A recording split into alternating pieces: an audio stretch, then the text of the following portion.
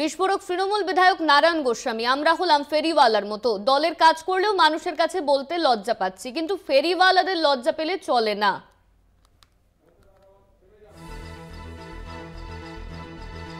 বিস্ফোরক তৃণমূল বিধায়ক নারায়ণ গোস্বামী তিনি বলেছেন, আমরা হলাম ফেরিওয়ালার মতো, দলের কাজ করলেও মানুষের কাছে বলতে লজ্জা পাচ্ছি।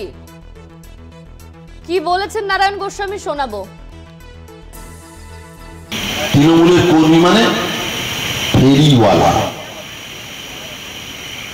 ফেরিওয়ালা। আমরা হচ্ছি ফেরিওয়ালা, ফেরি করে বেড়াতে। আমি তৃণমূল করি, মিটিং আসছি, কিন্তু পাড়ার লোককে গিয়ে বলতে লজ্জা পাচ্ছি।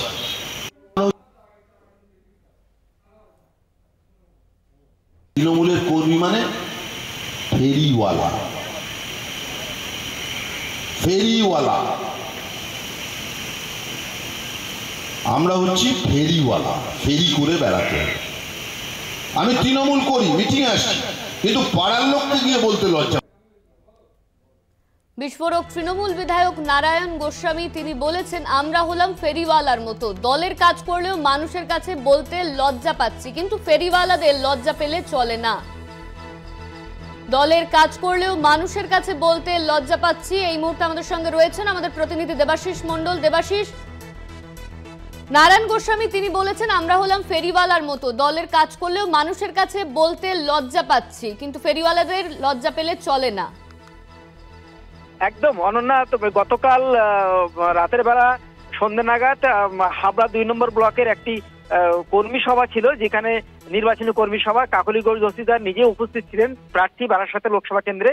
তো সেই মঞ্চে কাকলিগঞ্জে উপস্থিত থাকাকালীন বিধায়ক অশোকনগর বিধায়ক নারায়ণ গোস্বামী বক্তব্য রাখতে ওঠেন এবং তিনি বক্তব্য রাখতে উঠে প্রথমেই তিনি কর্মীদের উদ্দেশ্যে বলেন যে আমরা সকলে ফেরিওয়ালা, এবং উদাহরণস্বরূপ তিনি বলেন যে ট্রেনে যেমন বাদাম বিক্রি করে ফেরিওয়ালা, তারা যেমন বাদাম বাদাম বাদাম বলে চিৎকার না করে যেমন বাদাম যেমন কেউ কেড়ে না, তেমনি আমাদেরও তেমনি তৃণমূল কর্মীদের উদ্দেশ্যে বলেন যে আমাদের এরকম বাড়ি বাড়ি গিয়ে সেরকম আমাদের তৃণমূল কংগ্রেসের যে উন্নয়ন এবং তৃণমূল কংগ্রেসের যে কর্মকাণ্ড সেগুলো ফেরিওয়ালার মতো করে জানাতে হবে যে সমস্ত ভোটারদের কাছে, এবং তবেই তারা বাদাম যেমন কেনেন তেমনি ফেরিওয়ালার মতো বললে তারা ভোটটাও তেমনি দেবেন।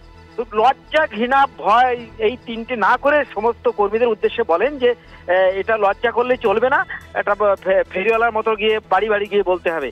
যদিও এই কথা নিয়ে সমালোচনা ঝড় উঠেছে এবং বলেছেন যে বিভিন্ন লোক বিভিন্ন রকম কথা বলছেন, বিশেষ করে বিরোধীরা তারা যেমন বলছেন, কিন্তু নারায়ণ গোস্বামী কর্মীদের উদ্দেশ্যে চাঙ্গা করার উদ্দেশ্যে যিনি এই কথা বলেন বলে তিনি আমাদের পরবর্তীকালে সাংবাদিক সম্মেলনে জানান। অনন্যা, ধন্যবাদ তোমায় দেবাশিস। আমাদের সঙ্গে ছিলেন আমাদের প্রতিনিধি দেবাশিস মণ্ডল। বিস্ফোরক তৃণমূল বিধায়ক নারায়ণ গোস্বামী, আমরা হলাম ফেরিওয়ালার মতো, এমনই মন্তব্য করেছেন তিনি। দলের কাজ করলেও মানুষের কাছে বলতে লজ্জা পাচ্ছি, কিন্তু ফেরিওয়ালাদের লজ্জা পেলে চলে না, মন্তব্য নারায়ণ গোস্বামীর।